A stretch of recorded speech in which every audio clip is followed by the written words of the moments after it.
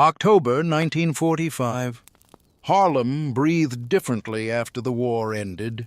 Young men returned from Europe and the Pacific with military discipline and a refusal to accept the old social arrangements. The streets between 110th and 155th carried a particular tension that autumn. A static charge in the air that came from thousands of people who had contributed to victory abroad, now demanding dignity at home.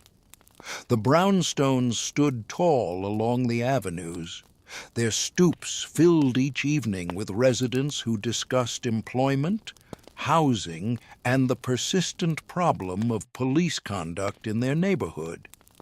Ellsworth Raymond Johnson, known throughout Harlem as Bumpy, walked these streets with the measured pace of someone who understood power not as volume, but as depth.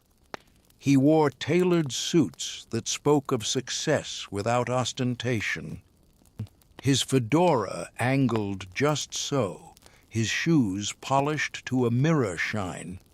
At 40 years old, he had already served multiple prison sentences and had developed a reputation as someone who moved with deliberation, who thought 3 steps ahead, and who commanded respect through strategic thinking rather than theatrics. His reputation in Harlem was complex. To some, he was a criminal figure involved in the numbers racket and other underground economic activities. To others, he represented a form of protection, a man who ensured that certain predatory elements stayed out of the neighborhood, who looked after families in need, and who refused to bow to the corrupt systems that extracted wealth from black communities without providing services or protection in return. The relationship between Harlem residents and the New York Police Department in 1945 existed in a state of perpetual friction. The 6th Precinct, which covered much of central Harlem, operated with an approach that residents characterized as occupational rather than protective. Officers from outside the neighborhood patrolled with attitudes ranging from indifference to open hostility. Complaints about excessive force, arbitrary arrests, and racial epithets directed at residents went largely unaddressed by the departmental hierarchy. The police saw Harlem as a problem to be contained. Harlem saw the police as an arm of a system designed to keep them subordinate.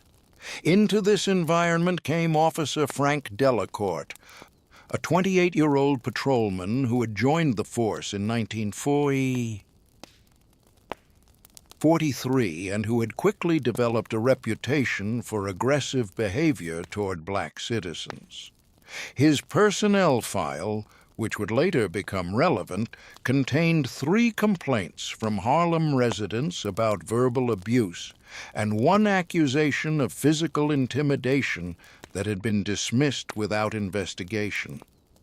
Delacourt stood 6 feet tall, carried himself with the swagger of someone convinced of his own impunity, and made no effort to hide his belief that the residents he was ostensibly employed to protect deserved neither respect nor consideration.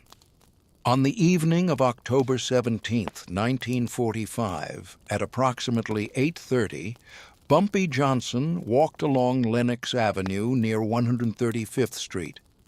The October air carried a chill that made people walk slightly faster, their coat collars turned up. The streetlights had just come on, casting pools of yellow light along the sidewalk. Small clusters of people stood outside the businesses that lined the avenue, talking quietly, heading home from work, or simply enjoying the last warmth of the day before heading inside. Officer Delacourt was standing near the corner with his partner, Officer James Riley, a veteran of 15 years who had learned to keep his head down and avoid controversy. Delacourt watched as Bumpy approached, and something in the officer's posture changed. He stepped directly into Bumpy's path, forcing him to stop. The conversation that followed would be recounted by multiple witnesses in the days ahead, though the exact words varied slightly in each telling. What remained consistent across all accounts was the substance and the tone. Delacourt addressed Bumpy with a racial slur, clearly and loudly enough that everyone within 20 feet heard it. He informed Bumpy that he knew who he was, that he knew about his criminal record, and that he would be watching him closely. He added that Bumpy should consider himself warned that any step out of line would result in immediate arrest. The officer's hand rested on his nightstick as he spoke, a gesture that carried unmistakable threat. Bumpy stood completely still. His face registered no emotion. He did not raise his voice. He did not move his hands. Several witnesses later reported that he simply looked at Officer Delacourt for a long moment, his expression unreadable, before stepping around him and continuing down the avenue at the same measured pace. He did not look back. Officer Riley, uncomfortable with his partner's conduct, suggested they continue their patrol. Delacourt, apparently dissatisfied that his confrontation had produced no visible reaction, called after Bumpy, using the racial slur again and adding a crude suggestion about where people like him belonged. Bumpy continued walking. Within minutes, the incident had been witnessed by at least 15 people, and within an hour, word had spread through several blocks of central Harlem that Officer Delacourt had publicly disrespected Bumpy Johnson in a manner that demanded response. The expectation among those who heard the story was that retaliation would be swift and physical.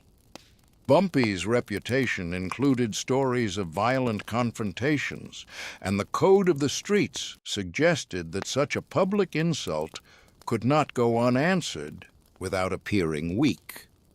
Yet as the evening progressed and no violence occurred, people began to wonder what Bumpy was thinking. That night, Bumpy returned to his apartment on 140th Street and sat in his living room for several hours. His wife, Mamie, would later describe him as unusually quiet, sitting in his chair, smoking, thinking. She knew better than to press him when he was working through a problem. She had been with him long enough to recognize the difference between brooding and strategizing. This was the latter. What Bumpy understood, sitting in that chair, was that Officer Delacourt represented something larger than one racist policeman. He was a symptom of a system that permitted, even encouraged, the dehumanization of black residents. Responding to Delacourt personally would accomplish nothing. The officer would be replaced by another officer with the same attitudes, the same training, the same departmental culture. The satisfaction of personal revenge would be brief and the consequences severe. But if the system itself could be pressured, if Delacourt could be made into an example that forced the department to reconsider its practices in Harlem, then the incident could become a pivot point. Bumpy began making phone calls the next morning. The first was to a lawyer named Jacob Rothstein, who had handled several civil rights cases and who maintained an office on 125th Street. Rothstein specialized in representing Harlem residents in cases against the city, though success in such cases remained rare. The legal system in 1945 New York was not structured to favor black plaintiffs bringing complaints against white police officers. Convictions were nearly impossible to obtain, and even formal complaints often disappeared into bureaucratic limbo. Rothstein arrived at Bumpy's apartment that afternoon, and the two men spoke for over an hour. Bumpy explained the incident in precise detail, named the witnesses who had been present, and laid out a proposal. He wanted Rothstein to file a formal complaint with the police department, but that was only the beginning. Bumpy explained that he understood the department would likely ignore or dismiss such a complaint through standard procedures. What mattered was creating a paper trail, establishing a formal record that could be referenced later, and beginning a process that would put pressure on multiple points of the system simultaneously. Rothstein agreed to file the complaint, but warned that it would likely go nowhere. Bumpy nodded. He had expected that. The complaint was not the strategy. It was one element of a larger architecture. The second call went to Reverend Adam Clayton Powell, Jr., the pastor of the Abyssinian Baptist Church, and a figure of growing political power in Harlem. Powell had been elected to the New York City Council in 1941 and had built his reputation on aggressive advocacy for black residents, challenging segregation in public facilities, discriminatory employment practices, and police misconduct. Powell operated with a combination of moral authority and political savvy, and he understood that certain fights required not just righteousness, but tactical precision. Powell met with Bumpy on October 19th, 2 days after the incident. Their relationship was complicated. Powell, as a minister and politician, could not be seen as openly allied with someone involved in illegal activities. Bumpy, as someone operating outside the law, could not risk becoming too visible in political movements. Yet both men understood that they occupied different positions in the same struggle, and that their goals often aligned even when their methods diverged. Bumpy explained the situation and asked Powell to use his platform to raise the issue of police conduct in Harlem. Powell listened carefully, asked questions about the witnesses, and then agreed. He explained that he had been gathering documentation of police misconduct for months, and that this incident could serve as a focal point for a broader campaign. Powell had connections to the black press, to community organizations, and to city officials who owed him political favors. He could amplify the incident in ways that would make it difficult for the police department to simply ignore. The third conversation happened on October 20th at a meeting in a back room of a restaurant on 125th Street. Bumpy gathered a group of 5 men, each of whom controlled some aspect of Harlem's underground economy. These were not street-level operators, but individuals who managed significant cash flow through numbers operations, loan arrangements, and other enterprises that existed in the gray and black markets of the neighborhood. The men who attended this meeting understood power in economic terms. They moved money, they employed people, and they maintained networks of loyalty and obligation that extended through multiple levels of Harlem society.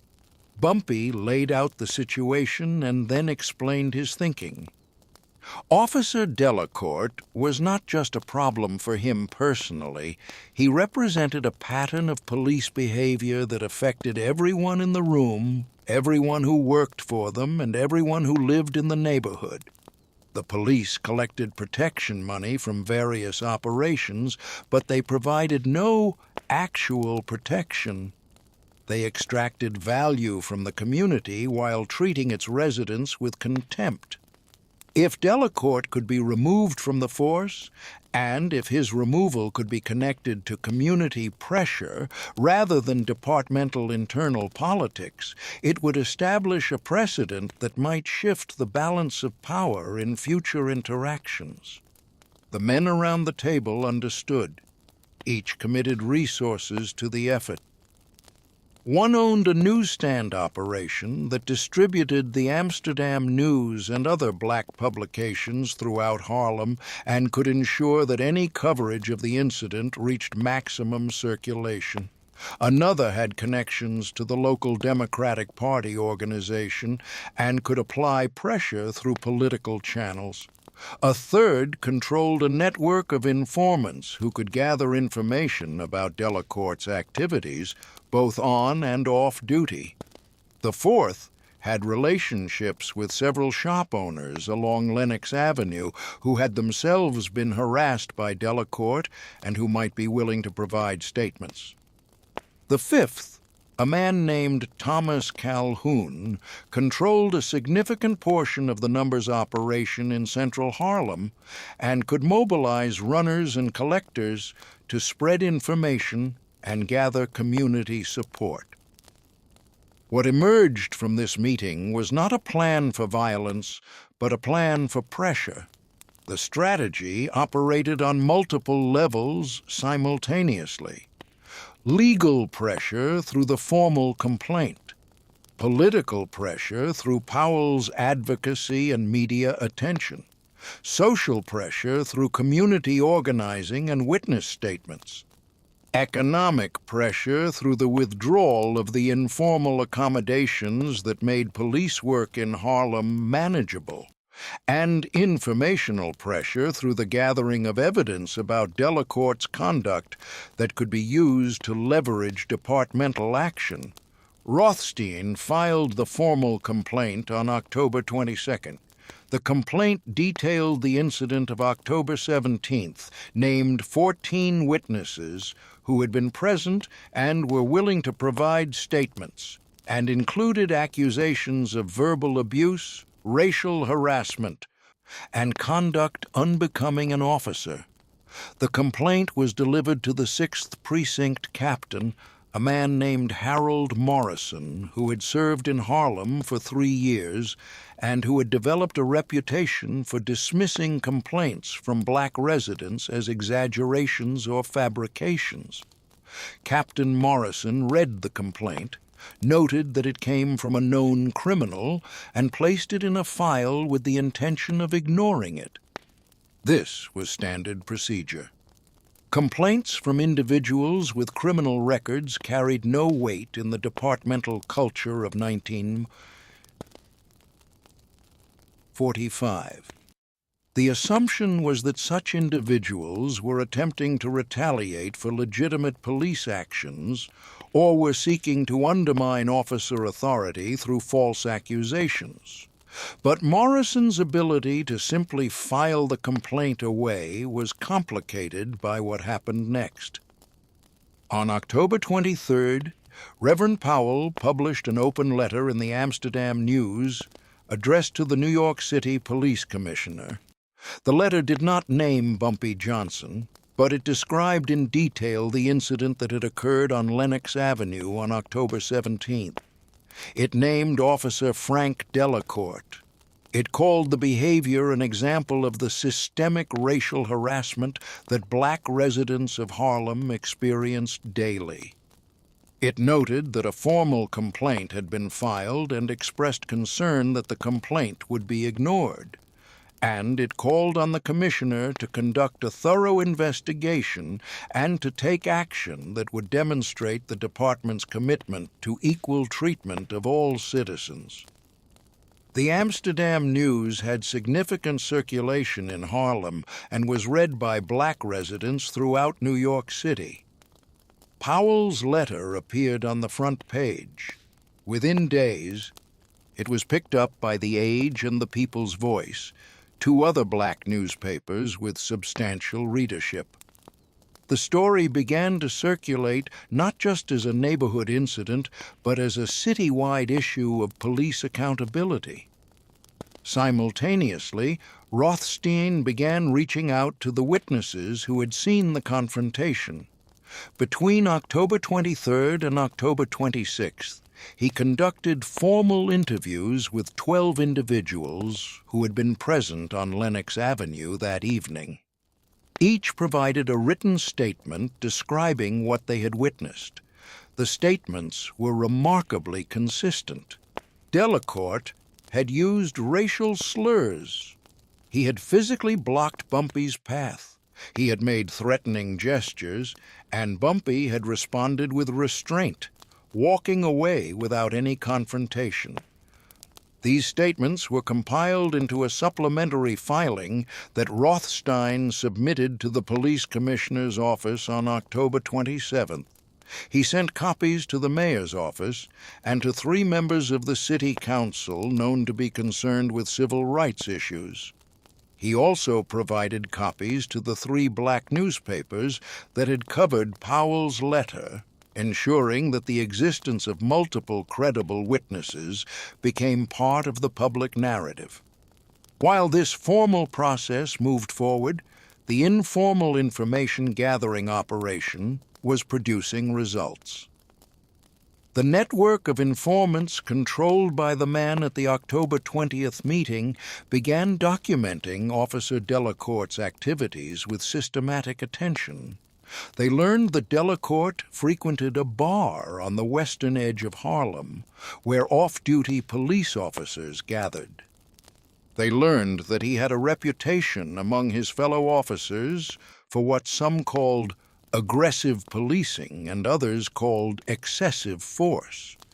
They learned that he had been involved in 2 other incidents that had not resulted in formal complaints, but that had left residents injured and angry. They learned that he supplemented his income through a protection arrangement with several businesses outside Harlem, collecting payments in exchange for overlooking violations. This information was not immediately used. It was gathered, documented, and held in reserve.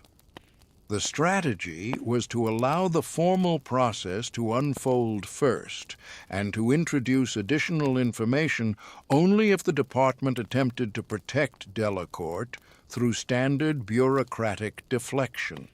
On October 28th, 11 days after the incident, the Amsterdam News published a follow-up story.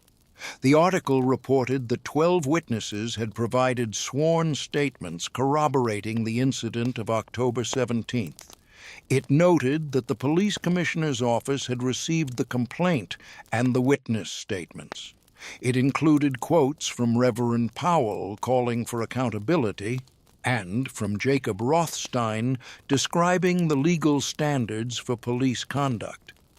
The article also noted that residents of Harlem had begun organizing a petition demanding Delacourt's removal from duty, and that over 300 signatures had been gathered in just 4 days.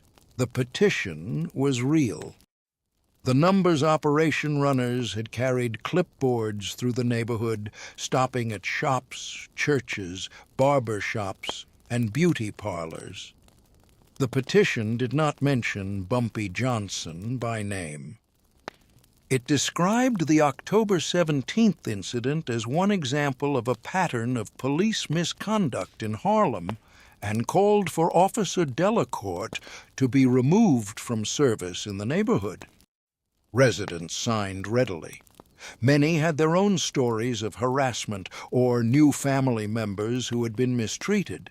The petition gave them a formal way to express their frustration, and the fact that it was focused on a specific officer with a documented incident made it feel achievable rather than abstract.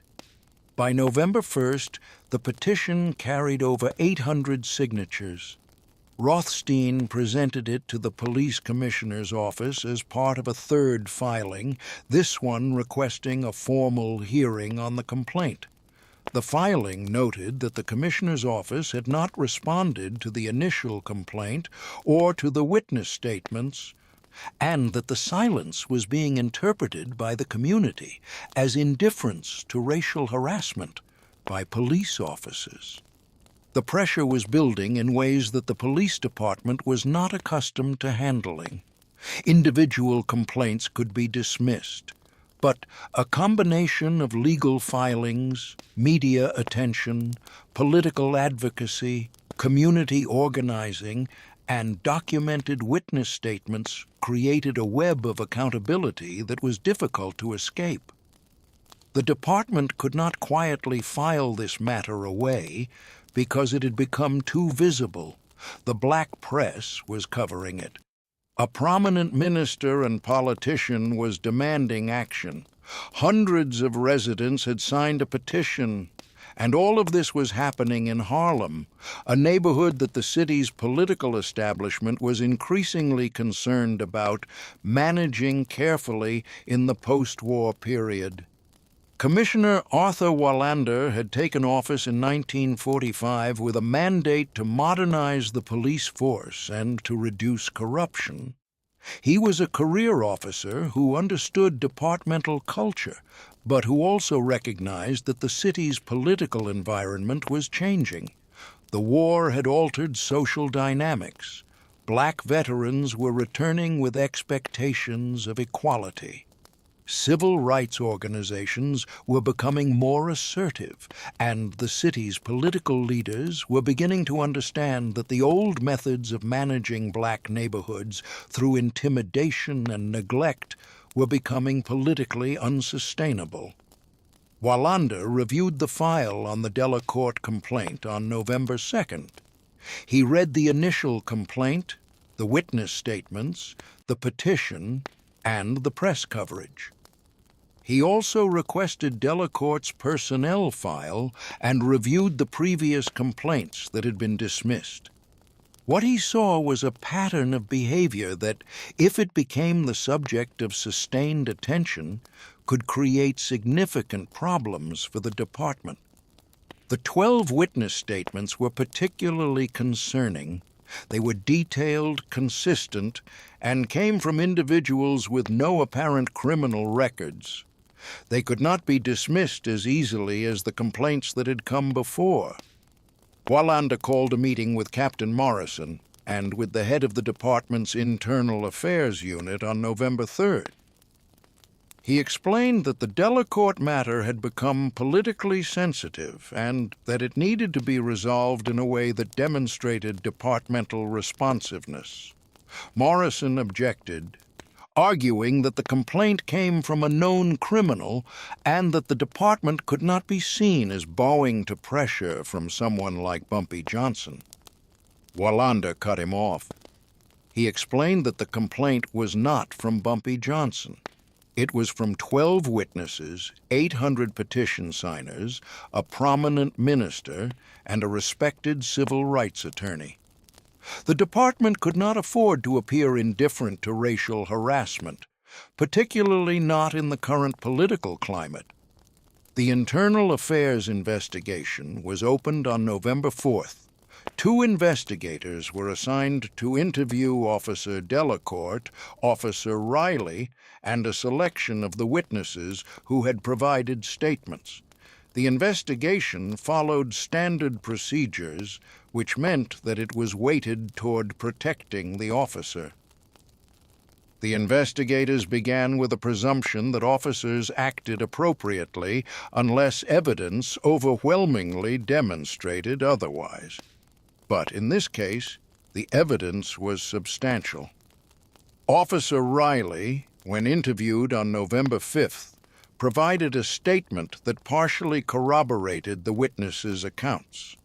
He confirmed that Delacorte had stopped Bumpy Johnson on the evening of October 17th. He confirmed that Delacorte had used language that Riley characterized as inappropriate. He did not confirm the specific racial slur, but he acknowledged that the interaction had been confrontational and that Johnson had responded by walking away without incident. Riley's statement was carefully worded to protect himself while acknowledging enough of the incident to avoid perjury. Officer Delacorte, interviewed on November 6th, denied using any racial slurs. He claimed that he had stopped Johnson because he recognized him as a known criminal and wanted to warn him that he was being watched. He characterized his language as firm but professional. He described Johnson as belligerent and disrespectful, though he could not explain why Johnson had then simply walked away. The investigators interviewed 4 of the witnesses on November 7th and 8th. The witnesses were consistent in their descriptions. Delacourt had used a racial slur multiple times. He had been aggressive in his tone and body language. Johnson had remained calm and had walked away.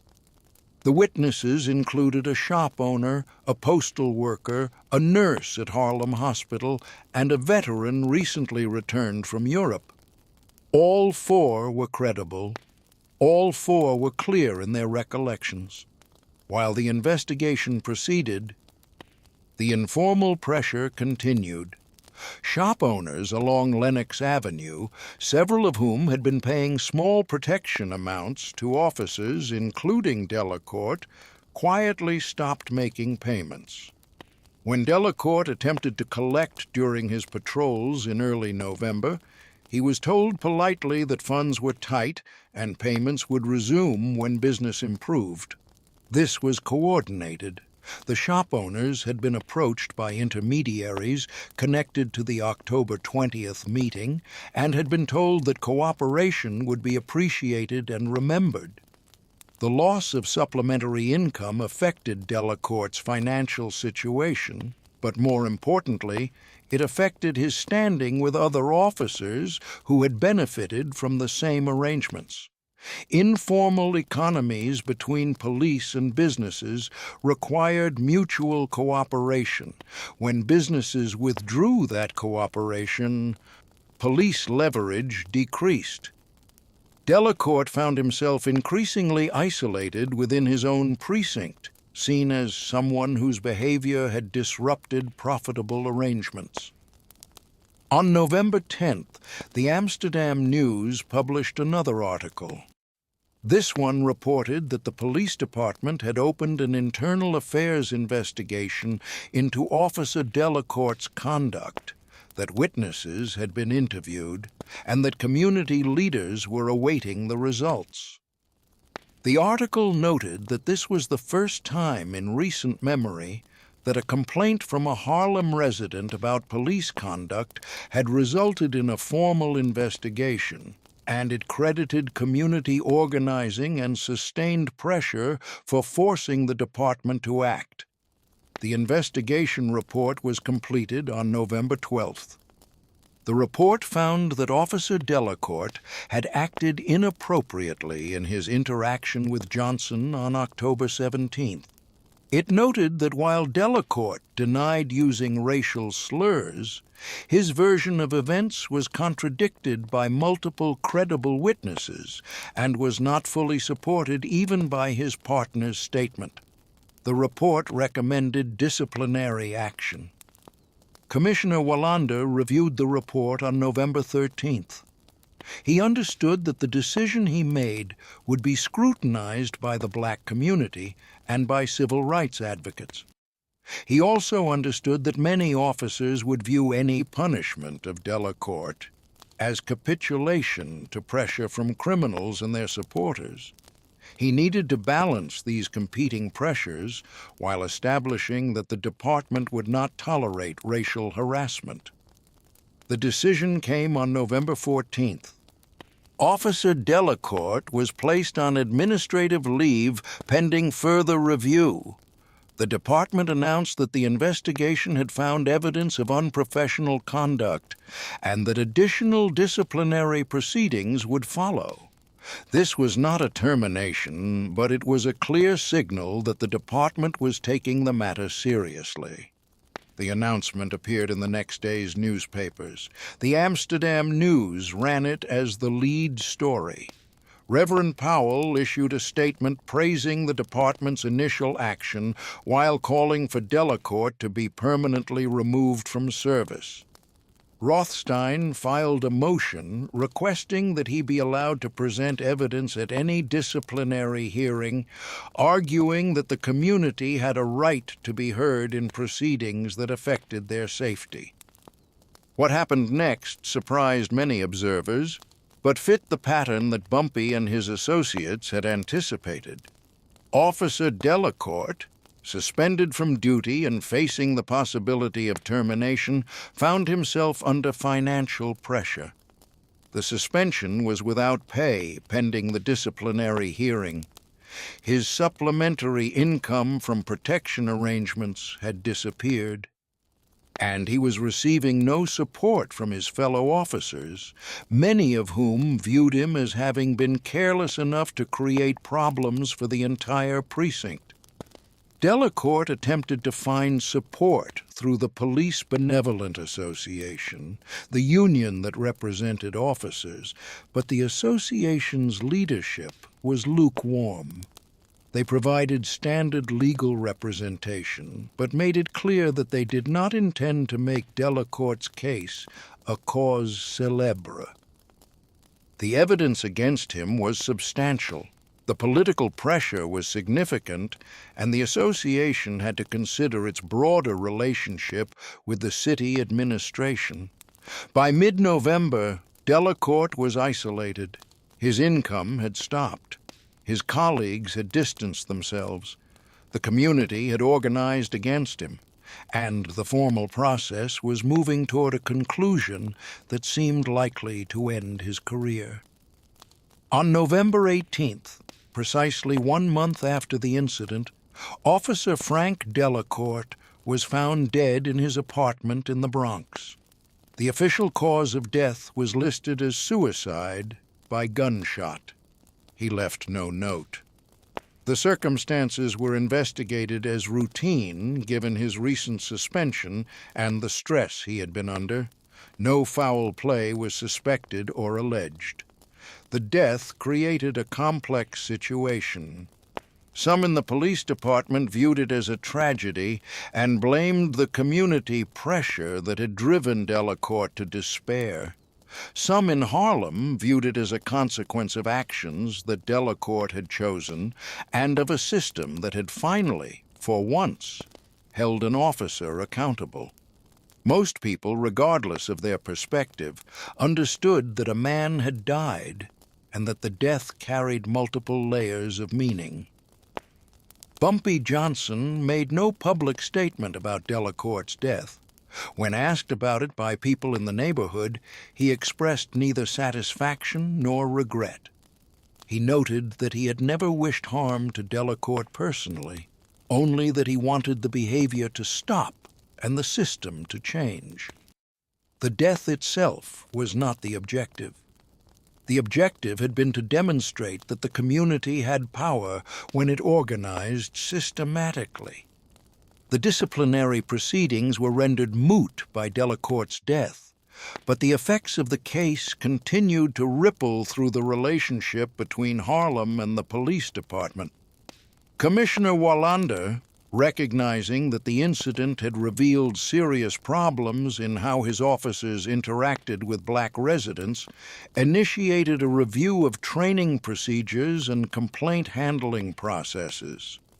He established a new protocol requiring that all complaints from Harlem residents be reviewed by a deputy commissioner rather than being handled solely at the precinct level. This was not a transformation of the department, but it was a shift. The new protocol meant that complaints could not simply be filed away by precinct captains who wanted to protect their officers. It created a layer of oversight that had not existed before.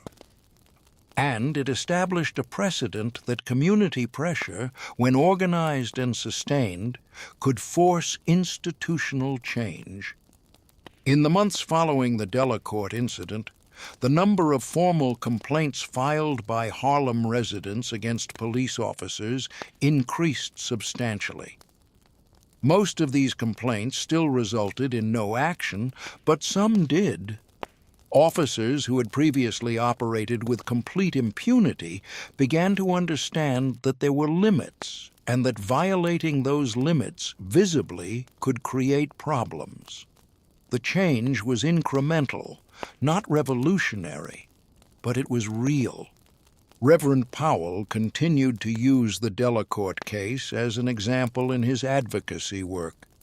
He pointed to it as evidence that community organizing could produce results even against powerful institutions.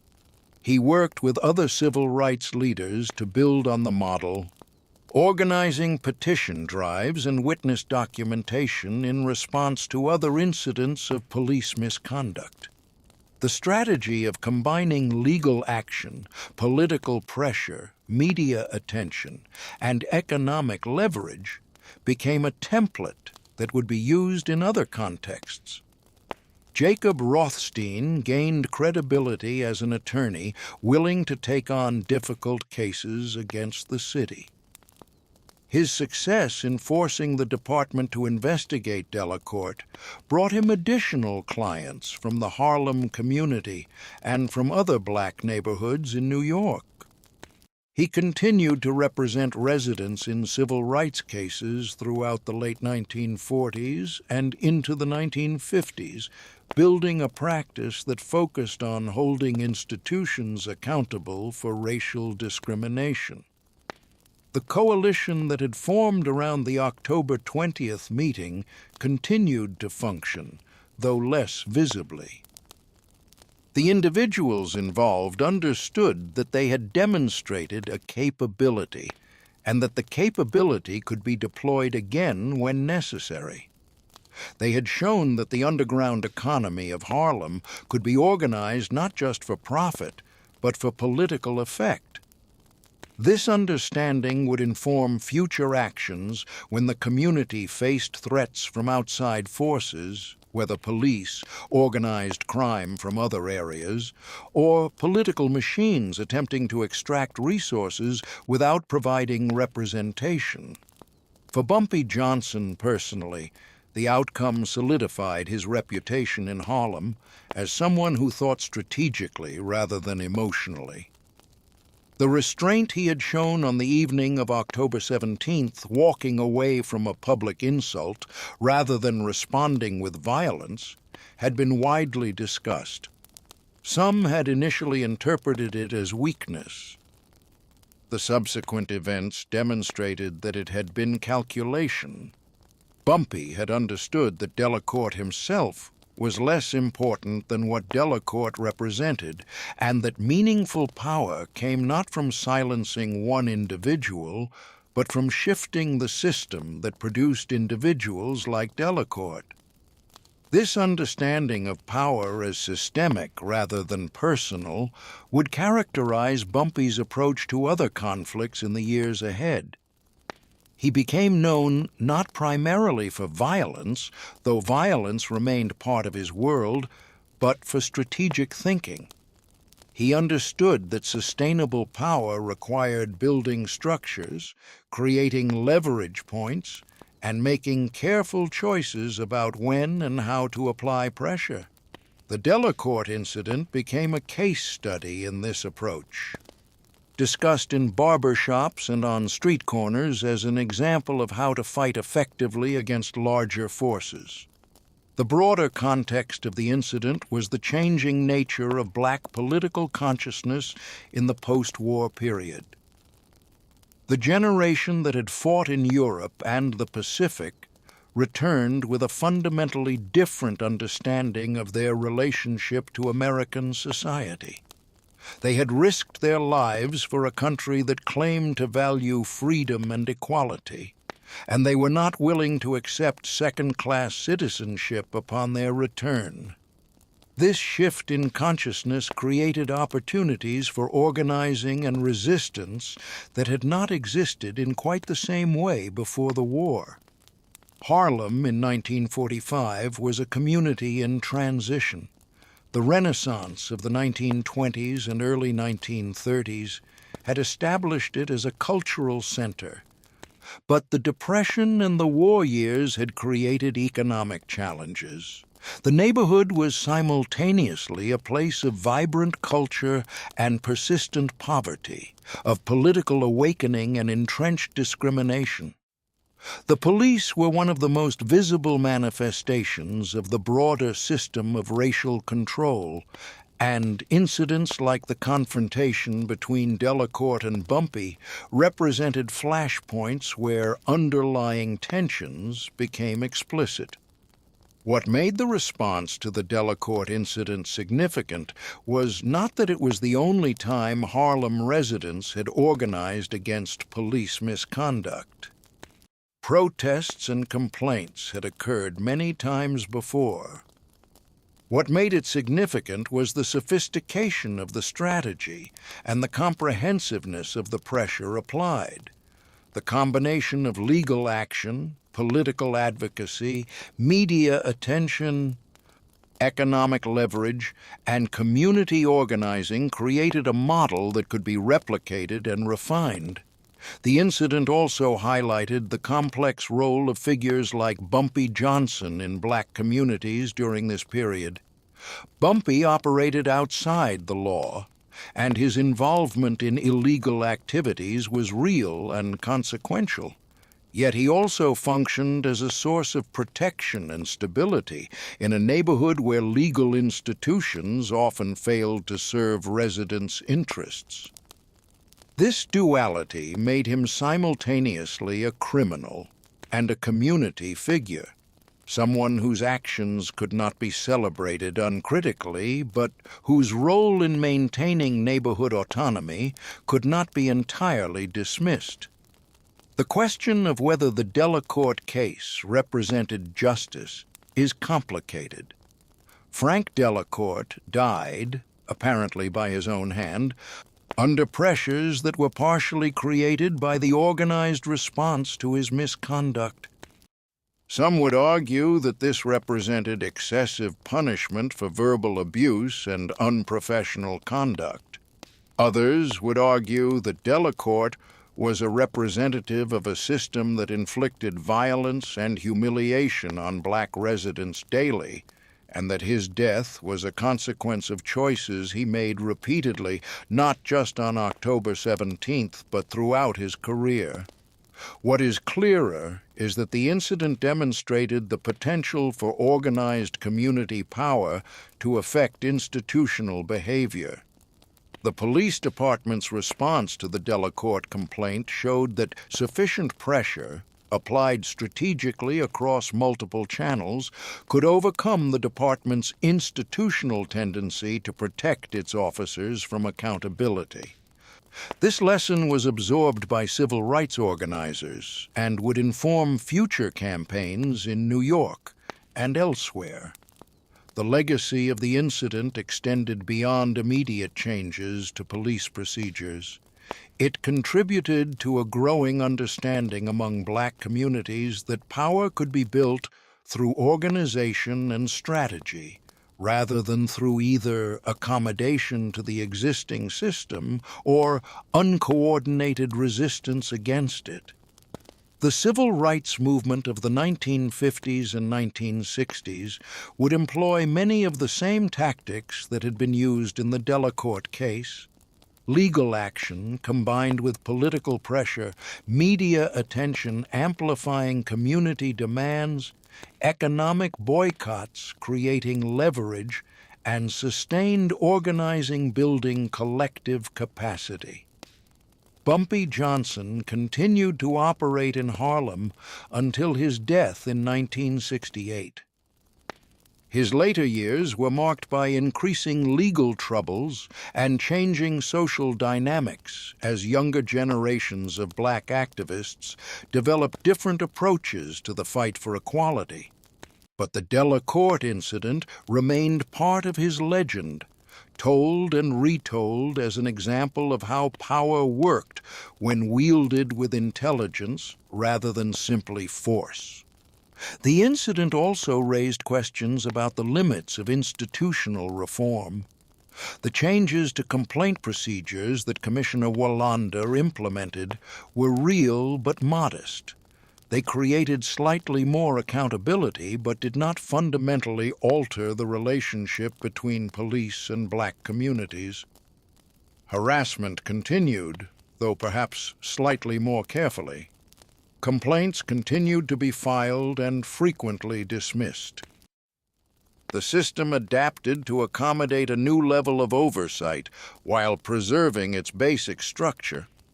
This limited nature of the victory was understood by those who had organized the response to Delacourt. They did not view the case as having solved the problem of police misconduct. They viewed it as having demonstrated that the problem could be addressed through organized action, and that partial victories could accumulate over time into more substantial change. The strategy was long-term and cumulative, rather than expecting a single incident to transform deeply rooted institutional practices.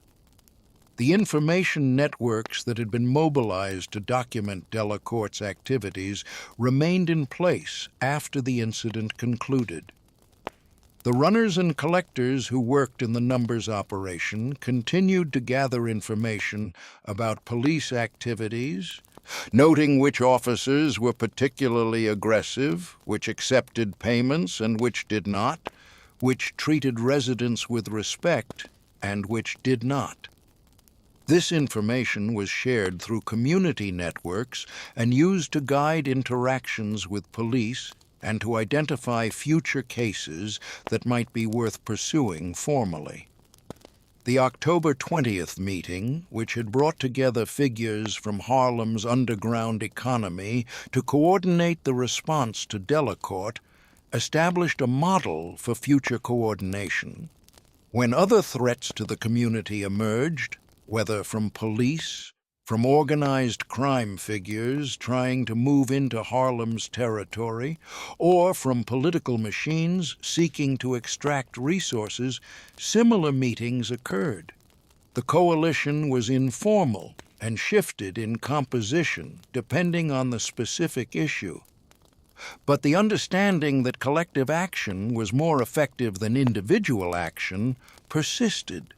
The role of the black press in the incident demonstrated the importance of media that served community interests rather than simply reflecting mainstream narratives. The Amsterdam News, The Age, and The People's Voice covered the Delacourt case in ways that centered the experiences and perspectives of Harlem residents.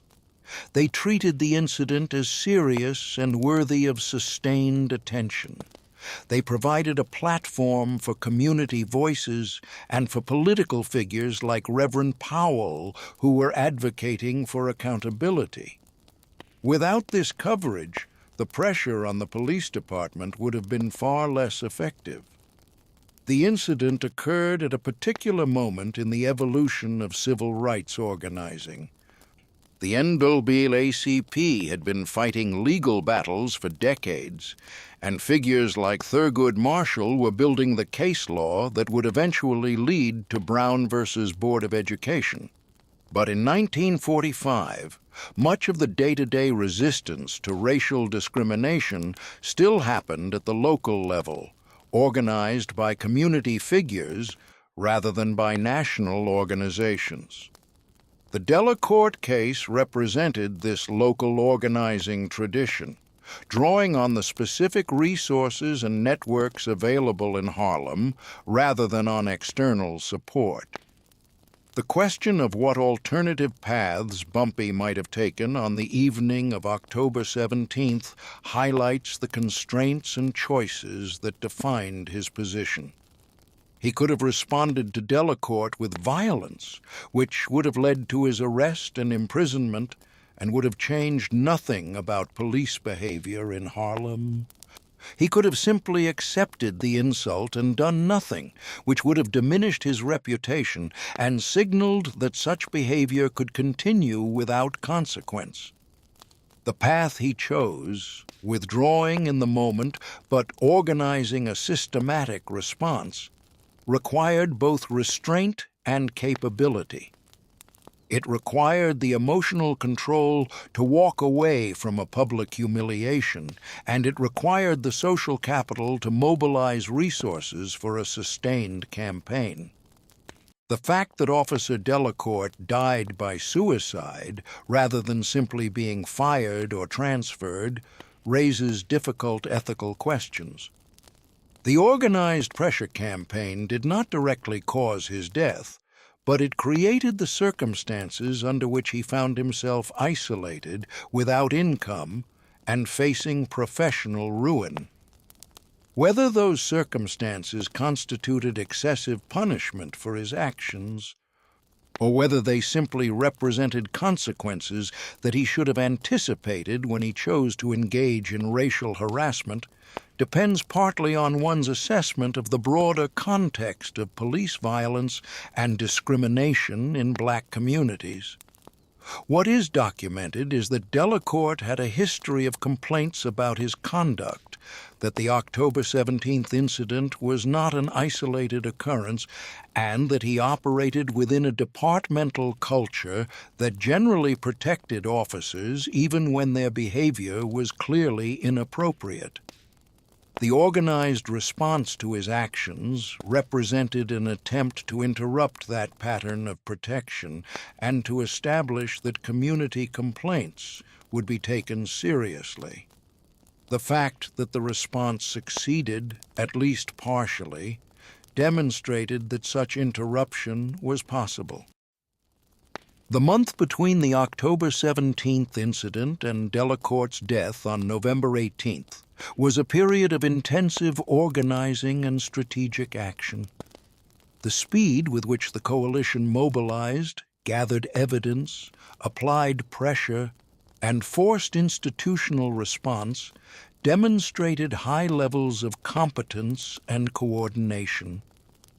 This was not spontaneous protest, but carefully orchestrated campaign work that understood how power operated and how it could be contested.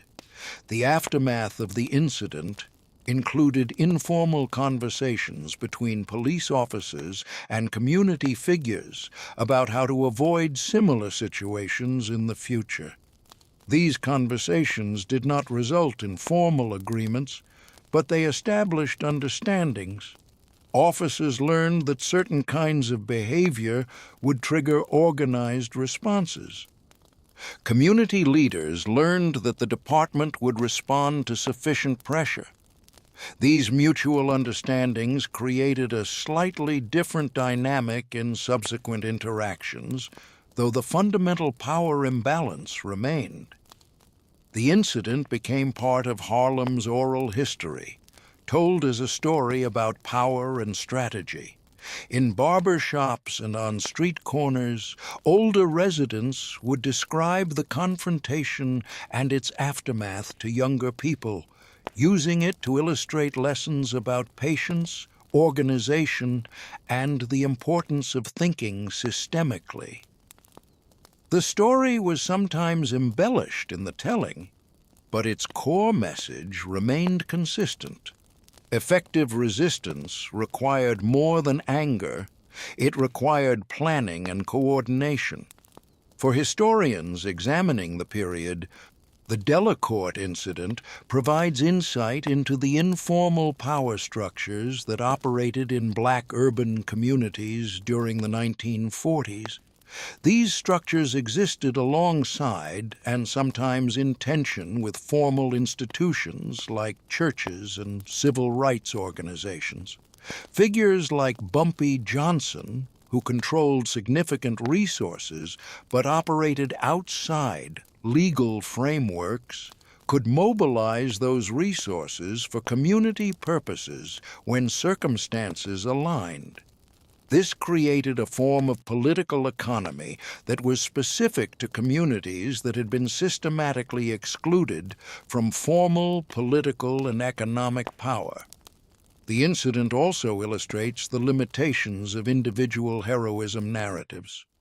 While Bumpy Johnson was central to organizing the response to Delacourt, the success of that response depended on dozens of other people: the witnesses who provided statements, the shop owners who stopped making payments, the runners who gathered signatures, the attorney who filed complaints, the minister who used his platform, the newspaper editors who gave the story prominence. Power was collective rather than individual, and the victory, such as it was belonged to that collective rather than to any single person. The question of whether the changes that resulted from the incident were worth the cost, including Delacourt's death, cannot be answered definitively. The changes were real but limited. Complaint procedures improved slightly.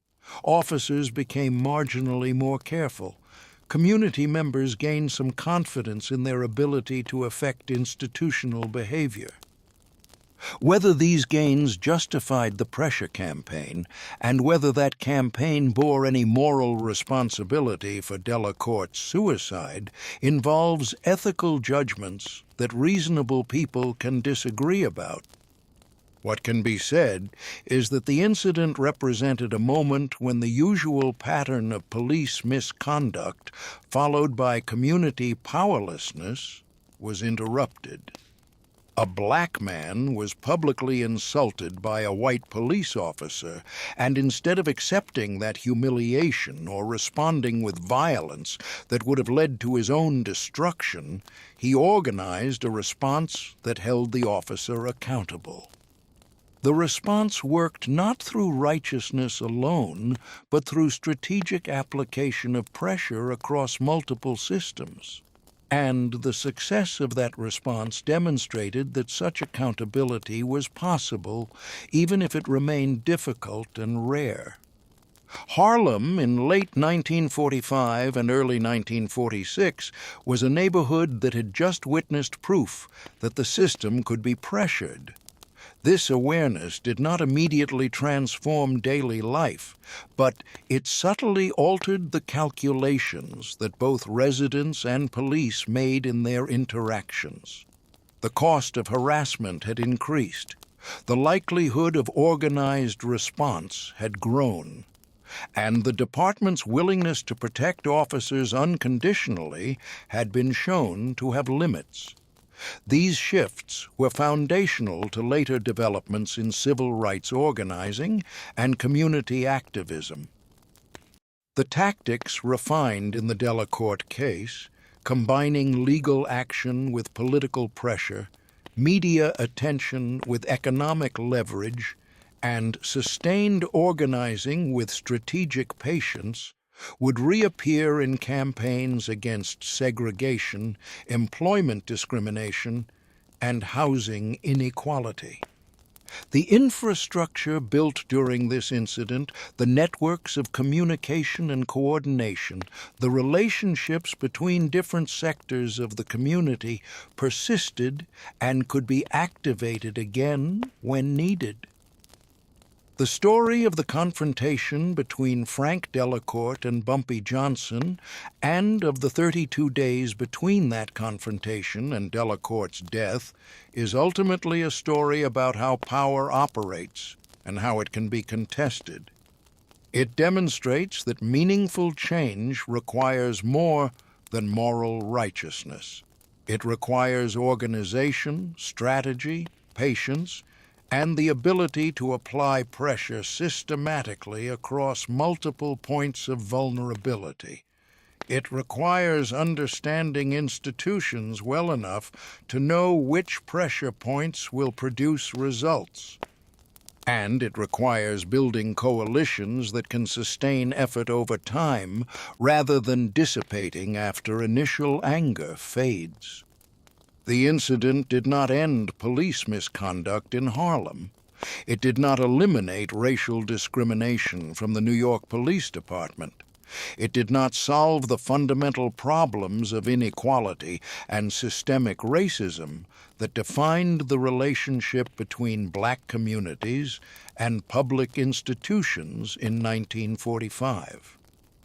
But it demonstrated that those problems could be fought effectively, and that victories, even partial and temporary ones, could be won through intelligent organizing. For a community that had long been told it was powerless, that demonstration carried significance.